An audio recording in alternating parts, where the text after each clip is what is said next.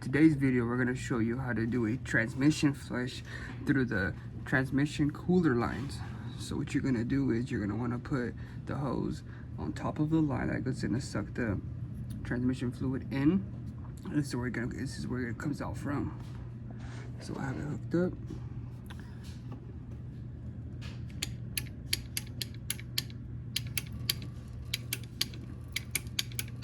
You don't want to get all that fluid out.